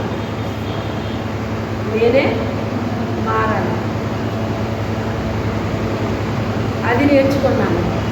అది నేర్చుకుంటే ఇప్పుడు నాకు అదేమైందంటే సులువైంది. నా సంతోషం నాకుంది. తెలుసా మీకు? వాళ్ళు మారాలి అనుకున్నంతసేపు వాళ్ళు మారలేదు. మనకి ఎలా ఉంది? వాళ్ళు మారలేదు, మనమే మారాము. ఇప్పుడు ఎలా ఉంది? మన సంతోషం మనకుంది, మన ఆనందం మనకుంది. 7 మండలాల వరకు భారాన్ని ఇచ్చినప్పుడు, ఆ బాధ్యత అప్పగించినప్పుడు ఎంత ప్రార్థన అంటే కన్నీటి ప్రార్థన. ఒక్కొక్కసారి ప్రార్థన చేస్తే నా గుండెలు నింపొచ్చేసి అన్నమాట. ఆ దుఃఖం నిండిపోతే మన గుండెల నిండా ఆ ప్రసవ వేదన అనుభవిస్తుంటే, మీలో ప్రసవ వేదన పడినోడికి తెలుస్తుంది. ప్రసవ నొప్పులు ఎలా ఉంటాయమ్మా? చచ్చిపోతే బాగుండి అనిపిస్తుంది ఆ టైంలో. బిడ్డ బయటకు రాగానే, అమ్మా నీకు మగబిడ్డ పుట్టాడు, అమ్మా నీకు ఆడబిడ్డ పుట్టింది అనగానే ఈ నొప్పి ఏమైపోయిందో కదా, క్షణంలో మారిపోతుంది. ఇది కూడా అలాగే ఉంటుందండి. దేని గురించి మనం గర్భాన్ని దాల్చాము, ఇక అది దగ్గర పడిపోతుంది, అది డెలివరీ అయిపోవడానికి దగ్గర పడిపోతుంది. ఆ దగ్గర పడిపోయే టైంలో ప్రసవ వేదన నొప్పులు వస్తాయన్నమాట అండి. ఆ నొప్పులతో ప్రార్థన చేస్తుంటే నాకు గుండెలు నొప్పి వచ్చేసినట్టు అయిపోయేది అనమాట అండి. తట్టుకోలేకపోయేదాన్ని నేను, ఆ ప్రసవ వేదన తట్టుకోలేకపోయేదాన్ని అనమాట. అంత గుండెలు నొప్పి వచ్చే అంత ప్రార్థన చేసేదాన్నండి. ఎవరో నన్ను చూస్తారని కాదు, నా తండ్రి నాకు అప్పగించిన పని కొరకు. నా తండ్రి నాకు ఒక బాధ్యత ఇచ్చాడు, ఆ బాధ్యతను నేను నెరవేర్చడం కోసం. ఎవరికి ఇవ్వకుండా నాకెందుకు ఇచ్చాడో చెప్పాడు కదా ఆయన, అది నువ్వే చెయ్యాలని చెప్పాడు. అంత క్రితం కూడా అదే రీతిగా చాలా కన్నీరండి. ఏజెన్సీ కొరకు ఎంత కన్నీరోనమాట. ఒకరోజు మంగళవారం ఇక్కడ కూర్చొని ప్రార్థన చేస్తాను, మన సహోదరికి ఆ కన్నీళ్ళు గుడ్డు నిండిపోయిందంట, పక్కన పెట్టేశారంట, ఇంకో గుడ్డు తెచ్చి అక్కడ పెట్టారంట. హల్లెలూయా. దావీదు కీర్తనలో రాస్తాడండి, నా కన్నీళ్ళు నీ కవిలలో దాచబడినవి, అంటే నీ గుడ్డులో దాచావు అంటాడనమాట. మన కోసం మనం ఏడిస్తే అది అందులోకి రాదండి. మన పర్సనల్ విషయాలు, మన కుటుంబ విషయాలు, ఇవన్నీ కూడా ఆ గుడ్డులో నింపబడతాయి. ఎప్పుడైతే ఆత్మల కొరకు భారము కలిగి మనం కన్నీరు విడుస్తున్నామో అదంతా గుడ్డులో పడుతుంది అనమాట. అది నిండిపోతే దానికి ప్రతిఫలం వస్తుందండి. దానికి ప్రతిఫలం ఇస్తాడు దేవుడు. ఆయనకి లాభమే కానీ నష్టం మనం చెయ్యకూడదు. ఏం చేశాడండి దేవుడు, ఏం చేశాడండి నాకు. మన పరిస్థితి ఎలా ఉంటుందంటేనమ్మా, వీళ్ళకి ఎంత తిన్నా పరగడిపే, వీళ్ళకి ఎన్ని ఇచ్చినా పరగడిపే, నీకు ఎన్ని చేసినా పరగడిపే. అదే స్థితిలో ఉంటారండి. ఎప్పుడు చేసిన పని అప్పుడే మర్చిపోతాం మనం. మళ్ళీ నెక్స్ట్ ప్రభు అది ఇచ్చే ఇది ఇచ్చే, అది చేసే ఇచ్చేసి, అలా చేసి ఇలా చేసి. ఇచ్చిన దానికి కృతజ్ఞత ఉందా మనకి? అది లేదు. కానీ ఏం కావాలి? ఒకదాని తర్వాత ఒకటి, ఒకదాని తర్వాత ఒకటి, ఒకదాని తర్వాత ఒకటి, అది చేసే ఇచ్చేసే, అది ఇచ్చే ఇది ఇచ్చే. ఇంతేనా ప్రార్థన అంటేని? అది కాదు. మనం ఎప్పుడైతే దేవుడు అప్పగించిన పనిని నమ్మకంగా యథార్థంగా కష్టపడి చేస్తున్నామో, భారంతో చేస్తున్నామో, బాధ్యత కలిగి చేస్తున్నామో, తప్పకుండా ప్రతిఫలాలు దేవుడు మనకి, నువ్వు అడిగినా అడగకపోయినా తప్పకుండా ఇస్తాడండి. పనివాడు జీతానికే పాత్రుడు అన్నాడు ఆయన కదా. పని చేసినప్పుడు ఆ యజమాని కూలి ఏ రీతిగా ఇస్తున్నాడో మన పరలోకపు తండ్రి తప్పకుండా ఇస్తాడండి. తప్పకుండా ఇస్తాడండి ఆయన. అయితే ఆయనకు లాభం తెచ్చే బిడ్డలుగా మనం ఉండాలి, కానీ నష్టం తెచ్చేవాళ్ళగా ఉండాలి. ఆయనకు మేలు చేసేవారుగా ఉండాలి, కానీ వీడి చేసేవాళ్ళగా ఉండకూడదు. ఆ యొక్క దేశాన్ని అంతటినీ బ్రతికించాడండి ఆయన. 7 సంవత్సరాల కరువుని కూడా ఏం చేశాడు? అవ్వలేలగా ఎదుర్కొన్నాడు. మొదటే ఇచ్చినప్పుడు చెప్పేశాడు ఆయన, ఇవి మీరు తినేయొద్దు, పొలంలో పండించాలి, చల్లేయండి అంటే ఏం చెయ్యాలో కూడా వాళ్ళకి తెలియదు, ఆ ప్రజలకి. అది లేకపోతే తెలుసున్న వాళ్ళకి పొలంలో చల్లండి అని చెప్పే అవసరం ఉందంటారా? అంటే ఏది తినాలో వీళ్ళకి తెలియదు, ఏది పొలంలో చల్లాలో తెలియదు. ఇక్కడ పొలం అంటే మీరు ఏమనుకుంటున్నారో, మందిరము. పొలం అంటే ఏంటి? మందిరంలో విత్తాలంట. మనం ఎప్పుడైతే మందిరంలో మనం విత్తుతున్నామో అది ఎంత పంట వచ్చేస్తుందంట? విస్తారమైన పంట వచ్చేస్తుందంట. నా మందిరం అనే ధననిధిలో మీరు ఏం చేయమంటున్నాడు? మలాకీలో చెప్తున్నాడు కదా, పొదుగు ఉండదటండి. అప్పుడు ఏం పొదుగు ఉండదు? వాక్యపు పొదుగు ఉండదంటండి. చాలా మందిరాల్లో వాక్యము కరువు ఉంటుందండి. మందిరాలే కానీ నిజమైన వాక్యం ఉండదు. వెళ్తున్నాం, వస్తున్నాం, తింటున్నాం. ఏం తింటున్నారు? పొట్టు తింటున్నారు. వాళ్ళు ఆధ్యాత్మికంగా తయారవ్వట్లేదు అంటే పొట్టు తిన్నవాడికి బలం ఏమవుతుంది చెప్పండి? అసలు పొట్టు అనేటువంటిది రాజకుమారుడు తింటాడా? రాజులు శ్రేష్టమైన ఆహారమే కానీ పొట్లు గడ్లు తింటారా? పొట్టు దేనికి సరిపోతుంది? పందికి సరిపోతుంది. ఎందుకని? దానికి రోత విషయాలంటే ఇష్టం. రోతల దగ్గరికి వెళ్ళిపోతుంది. రోత మాటలు వింటుంది, రోత మాటలు మాట్లాడుతుంది, రోత మాటలు వింటుంది. తింటమంటే ఏంటి? వింటమే. రాజకుమారులు రోతల దగ్గరికి వెళ్ళరు, రోత మాటలు వినరు, ఇష్టం ఉండదు వాళ్ళకి. అందుకే రాజకుమారులకి పందులకి అసలు ఏమైనా సంబంధం ఉంటుందండి? రాజబిడ్డలే, పందులే. మనం రాజాది బిడ్డలమైనప్పుడు ఆ రాజ లక్షణాలన్నీ మనం పుచ్చుకున్నట్టు ఉంటాం అన్నమాట. అంతే తప్ప రోత మాటలు మనం మాట్లాడడం, రోతల మాటలు మనం వినం. ఒకవేళ కొంతమంది వినకపోయి చెప్పుకుంటూనే ఉంటారండి. అలా చెప్పుకున్నా మన చెవికి తగిలి పడిపోతాయి, మన లోపలికి వెళ్ళవయ్యి. ఎందుకంటే వింటేనే లోపలికి వెళ్తుంది, అది వినకపోతే లోపలికి వెళ్తుంది. అది దాన్ని పట్టించుకోకుండా ఉంటే వెళ్తుందా లోపలికి? అనుకుని నువ్వేం చేయాలి? ఏదో పాట పాడుకోవడమో ఏదోటి చేసుకోవాలి. నువ్వు ఖాళీగా ఉంటేనే ఇవన్నీ జరుగుతాయి. నువ్వు పాటలు గట్టిగా పాడుకో ఇంట్లో, నీ పక్కన ఎంత గోల వచ్చినా నీకు వినపడదు.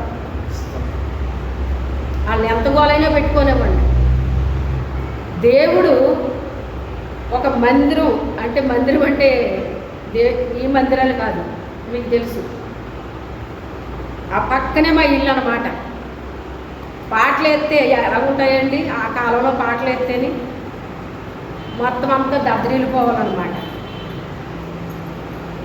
అసలు మైక్ ఆన్ చేస్తేనే పెద్ద ఇంట్రెస్ట్ అన్నమాట ఆ రోజుల్లో. ఇప్పుడు మైక్ అంటే లెక్కే లేదు, ప్రతి చోట ఉంటున్నాయి కనుక ఇప్పుడు పెద్ద ఏం లేదండి మైక్ వల్ల. అప్పుడు మైకు తప్పకుండా ప్రతిరోజు ఒక అతను వచ్చి, ఒక భార్యాభర్తలు ఇద్దరూ అక్కడ వర్క్ చేయడానికి పెట్టుకున్నారు. వాళ్ళు రోజు దాన్ని తుడవడం, కడగడం, మైక్ ఆన్ చేయడం. రేడియో ఉండేది, పెద్ద రేడియో, అంత రేడియో ఉండేది. ఆ రేడియో ఆన్ చేయడం వార్తలకే ఇలా చేసేవారు అన్నమాట అండి. కానీ ఏ రోజుని నాకు అది ప్రాబ్లం అవ్వలేదమ్మా. కారణం ఏంటంటే నేను గట్టిగా పాటలు పాడుకునేదాన్ని. ఆపమ్మ అని ఎవ్వరో నాకు చెప్పలేదు మా ఇంట్లో. ఎందుకంత గట్టిగా పాడకని ఎవ్వరూ అనలేదండి. మా నాన్న కానీ, మా అమ్మ కానీ, మా అన్నయ్యలు కానీ, మా వదుళ్ళు కానీ ఎవ్వరూ అనలేదు నన్ను. ఇది ఎందుకు దేవుడు నాకు ఇలాగ ఇచ్చాడో అప్పుడు అర్థమవలేదు, కానీ తర్వాత అర్థమవుతుంది అన్నమాట. నేను గట్టిగా పాడుకోవడం వల్ల నా పాటని నేను అనుభవిస్తూ ఉండేదండి. అది హృదయంలోంచి వచ్చినప్పుడే మనం అనుభవిస్తూ అది గానం చేస్తామన్నమాట అండి. రెండోది, ఆ పాట ద్వారా దేవుడు చేసిన కార్యాలని మనము తలపోసుకుంటూ పాడినట్టు అనిపిస్తుంది కొన్ని పాటలు. మనం ఇది నాలో జరుగుతూ ఉండేది. అక్కడ పాట ఒక్కడు కూడా నా చెవిలోకి ఏ రోజుని వెళ్ళలేదండి. ఒక్కసారి అనిపించింది అన్నమాట, మా ఇల్లు ఇటుండే ఇల్లు ఇటుని మార్చారు తర్వాత. అంటే గుమ్మాలు పెంకిటిల్లు ఉన్నప్పుడు ఇటు ఉండేది, డాబా కట్టినప్పుడు మళ్ళీ ఇటు మార్చారు, రోడ్డు వైపుకి పెట్టారన్నమాట. ఒక రోజుని అంటే అప్పటికి మేము ఇక్కడికి వచ్చేసాం. ఇక్కడికి వచ్చిన తర్వాత ఎందుకో వెళ్ళానండి, నాన్న ఫోన్ చేస్తే వెళ్ళాను. అప్పుడు అమ్మలేరు అనుకుంటా. కూర్చుంటే పాటలు వేశారు అక్కడ. బాబాయ్ ఏంటి ఎంత గోళం ఉంటుంది, ఎంత గోళం ఉందేంటి ఇక్కడ అనేసి అనుకున్నాను. అప్పుడు నాకు అనిపించింది, నేను ఇక్కడే పుట్టి పెరిగానా? నేను అక్కడ కొంచెం ప్లేస్ ఉంటుంది, పిల్లలందరూ వచ్చి అక్కడ ఆడుకుంటారు. పెద్దోళ్ళు తగులు పెట్టుకుంటారు, అన్నీ ఉంటాయన్నమాట అండి. మేము వరండాలో పడుకునేవాళ్ళు, అక్కడ దెబ్బలాడుకున్న వాళ్ళండి కలబడిపోయి కొట్టేసుకుంటూ పరుగులెట్టేసేవారు అన్నమాట. అలా అలా పరుగులెట్టేసేవారు. నాకు గుండెలు ఇలా వచ్చేతారేమోళ్ళని చాలా భయం అనిపించేది అనమాట అండి. అలాంటి పరిస్థితుల మధ్య పెంచాడు దేవుడు నన్ను. అది ఇది ఎందుకు చెప్తున్నాను అంటే, అయినా నాకు ధైర్యం రాలేదు. మా నాన్నగారికి గొడవలంటే అసలు చాలా ఇష్టం ఉండేది కాదు ఆయనకి. అసలు కామ్గా కూర్చునేవారు అన్నమాట. ఇంకా చెప్పాలంటే మా అమ్మగారే వెళ్ళి వాళ్ళని ఏం చేసేది, మరి అందరూ దగ్గర వాళ్ళే కదా, అందుకని నువ్వు అలా చేయకూడదు, నువ్వు ఇలా చేయకూడదు, నువ్వు అలా మాట్లాడకూడదు, ఇలా మాట్లాడకూడదు, వెళ్ళండి ఎవరింటి కానీ వెళ్ళండి అని పంపించేది అన్నమాట. అంటే దగ్గర వాళ్ళలో వస్తే, వేరే వాళ్ళదంటే అది వేరే విషయం అనుకోండి. అలాగా ఎవరిది కరెక్టు ఎవరిది తప్పు అని చెప్పేసి మా మెట్ల మీదే కూర్చునేదండి మా అమ్మ. కానీ అది వినేదన్నమాట. మా నాన్నగారు అనేవారు జోక్ అనమాట, వెళ్ళి ఏదో జరుగుతున్నట్టుంది అక్కడ వెళ్ళి అనేవారు. అంటే మరి అక్కడ మన పిల్లలు ఉన్నారేమో చూసుకోవాలి కదా. ఒక్క రోజును కూడా మా అన్నయ్యలు మగపిల్లలైనా కానీ అలా అడుగు పెట్టనివ్వలేదండి పక్కనే కానీ గుడి. ఆ తగువులకు కానీ దేనికి కానీ ఒక్క అడుగు అలాగా వేయనిచ్చేది కాదండి. ఎక్కడికి రా అనేది, అడుగు అలా కదిపితే చాలు ఎక్కడికి రా అనేది అనమాట. ఇలా కూర్చొని ఏమీ లేదమ్మా అంటే, మరి ఎక్కడికి వెళ్తున్నావు, వెళ్ళి లోపలికి వెళ్ళి అంతే. వాళ్ళు మగాళ్ళైనా సరే అంత క్రమశిక్షణలో పెట్టేసిందండి ఆమె. ఇల్లు దాటి బయటికి పని మీద వెళ్ళడం, పని మీద వచ్చేయడం, ఇంటికి వచ్చి స్నానం చేసి భోజనం చేసి కాసేపు కూర్చొని అందరూ కలిసి మాట్లాడుకుని పడుకోవడమే. అంతే తప్ప బయటికి వెళ్ళి తిరగడాలు చేయడాలు అవన్నీ చేయనిచ్చేది కాదండి. ఎందుకంటే అనవసరమైన గొడవలు ఉంటాయి, వాటిలో మీరు ఎందుకు వెళ్ళడం అనేసి. ఇదేంటి ఈ మాటలు వస్తున్నాయేంటి,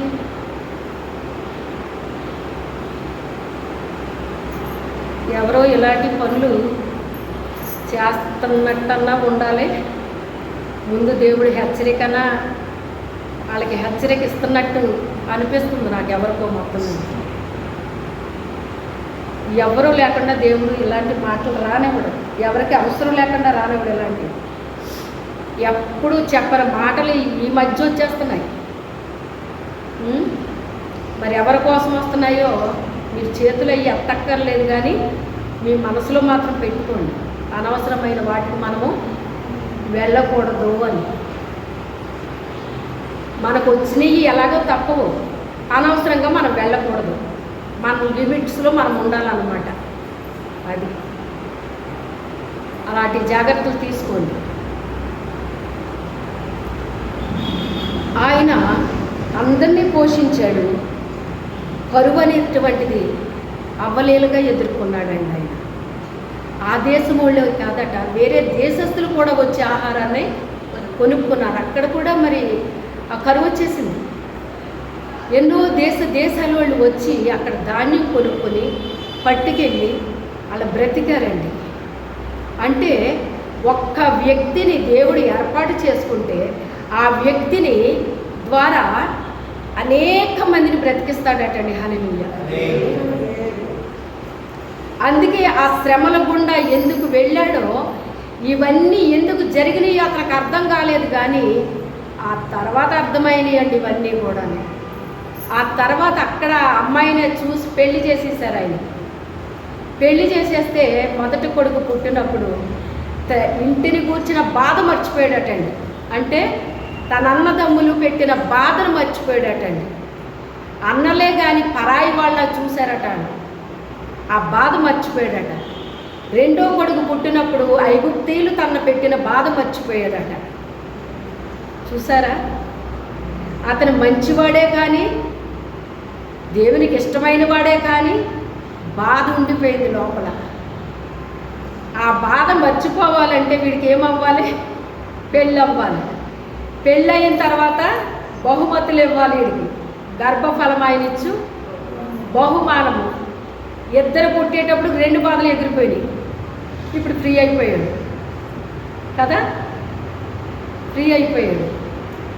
అలాగే మన జీవితాల్లో కూడా దేవునికి మనము మేలు చేసేవారుగా, లాభము సంపాదించేవారుగా మనము ఉండాలి, కానీ కీడు చేసేవారుగా మనము ఉండకూడదు, నష్టం తెచ్చేవారుగా ఉండకూడదు.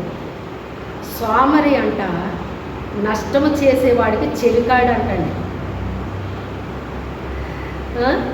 మనం సోమరులుగా ఉండకూడదు, బద్ధకస్తులుగా ఉండకూడదు, నిద్రావస్థలో ఉండకూడదు, చురుకుగా ఉండాలంటండి. ఎలా ఉండాలి? చురుకుగా ఉండుట గొప్ప భాగ్యం అంటండి.